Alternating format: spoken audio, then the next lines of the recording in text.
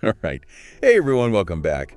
Today we're diving into something I think we all can relate to, something we're all searching for. Yeah, And that's happiness, right? absolutely. We're going to be looking at an excerpt called Don't Skip If You Need Me with a subtitle, The Truth About Finding True Happiness in Christ. Oh, okay. And, honestly, I've got to admit, I used to think, happiness, it was all about just achieving that next goal, Yeah.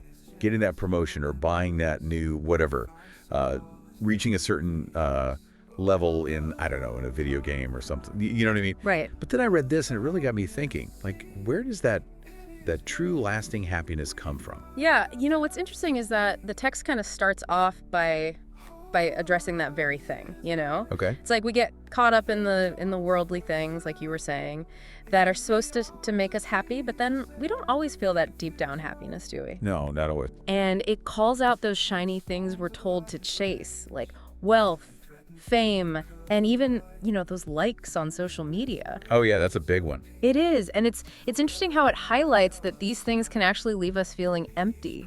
It's funny you should say that because it really is like you work so hard for something, you finally achieve it. Right. You get that thing that you thought was going to make you happy, and then, the feeling fades, it's fleeting, it's like, okay, what's next? Yeah, you're just on to the next one. On to the next one, never really feeling satisfied. Like you're always striving, but never arriving. Exactly, always reaching for that next thing. And the excerpt even mentions how that success, when it's not tied to any real purpose, it can actually lead to burnout. Oh, absolutely. It's like you're running on a treadmill, but going nowhere. Yeah. And it's not just about success either. It talks about wealth too. That's right.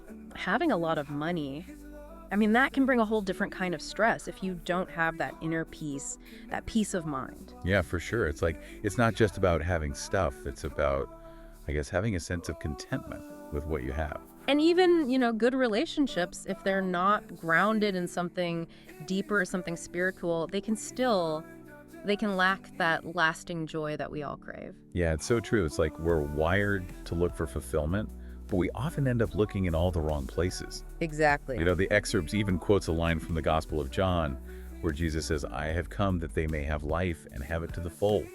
And, I was thinking, some people might hear that and think, okay, fullness in Christ. But what does that actually look like, in everyday life? That's such a great question. And I think that's where the central argument of the whole text comes in, It's saying that true happiness, it actually resides in having a relationship with Christ. Okay, so a relationship with Christ. But how does that lead to happiness? Well, the text breaks it down into 3 key reasons: purpose, peace, and love. Okay, I'm intrigued. Tell me more about those 3 things, like purpose. That's something I've been wrestling with lately. What's the point of all of this? I think we all go through that, questioning our purpose. Yeah. And what this excerpt is suggesting is that each one of us, we actually have a unique God-given purpose. Okay. It's not necessarily about worldly success, but it's about aligning ourselves with a bigger plan, something that gives our lives meaning and direction, Yeah, that makes sense. Like, it's not just about achieving things for the sake of achieving them, but about contributing to something larger than ourselves. Exactly. I can see how that could bring a much deeper sense of satisfaction, Yeah. than just checking off a to-do list or climbing that corporate ladder. Okay, so that's purpose, but what about peace? The world feels pretty chaotic right now. How can you possibly find peace in the middle of all that? Well, that's where this concept of peace that surpasses understanding comes in. Okay, now you got to explain that one. Okay, so imagine you're in the middle of a storm, waves are crashing all around you. I'm getting seasick already. But deep inside, you feel this incredible sense of calm. Like you're anchored to something solid, something unshakable, like you're not going anywhere. Okay. And that's the kind of peace the text is talking about. It's not the absence of problems, but it's this inner stillness that comes from knowing that you're loved and cared for by God, no matter what's happening around you. That's a really powerful image. Like, it's not about avoiding the storms, but about having that anchor, that inner strength to weather them. Exactly. It makes me think about the third element, too, that you mentioned, love. I've been hurt in the past, and it's made me hesitant to open myself up to love again, But the text talks about Christ's love as being unconditional. It is. And that really resonated with me. And I understand that. And it's a really powerful message because it's the difference between feeling like you have to constantly prove yourself worthy of love, you know, Right. and knowing that you are loved simply for who you are, flaws, and Unconditionally. unconditionally. It's a love that accepts you completely, it forgives your mistakes, and it never gives up on you, you know? That kind of love, it can be incredibly healing, it can be freeing. It really can. It makes you realize you don't have to earn love. You just have to be open to receiving it. That's a beautiful way to put it. So, okay, so the text makes a strong argument, for finding true happiness in relationship with Christ. But it doesn't just leave us with the theory, right? No, not at all. It actually gives us a way to start experiencing this for ourselves. It does, and it's beautifully simple. Right. It invites you to pray, to open your heart to God, to surrender your life to Him, and to ask for His joy and His peace to fill you, you know?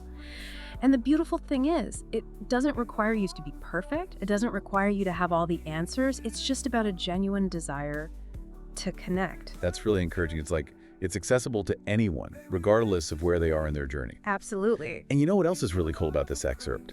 It encourages us to share this message with others, right? It does. I mean, what's the point of discovering this amazing source of happiness if you don't share it, right? I agree.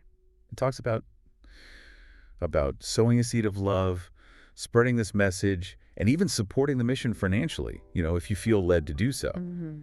They even provide an email address for those who want to contribute. Yeah, they do. It's dailybread1914@gmail.com for anyone who's interested in supporting the mission. You know, it might seem like a small thing, donating to a cause, but the text suggests that it's part of living out that purpose that we were talking about earlier. Right, like putting your faith into action. Exactly. And when you're living in alignment with your purpose, that brings its own kind of joy and fulfillment, doesn't it? It really does. It's like everything starts to connect.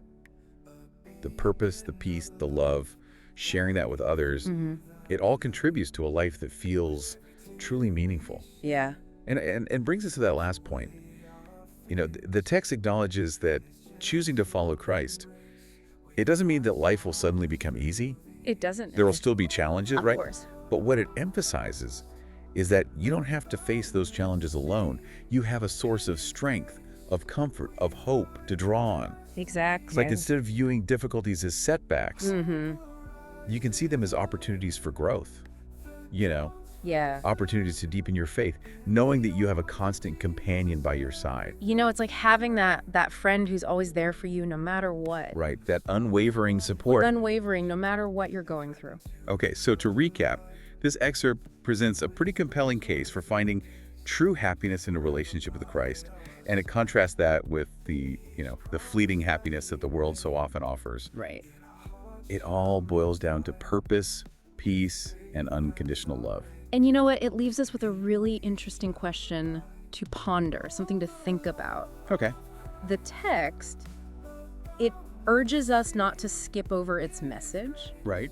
But how often do we do that in our own lives? What do you mean? How often do we skip over those important messages, those opportunities that come our way, Oh, I see what you're saying. What could we gain by slowing down, by paying attention, by really listening to what's being offered to us?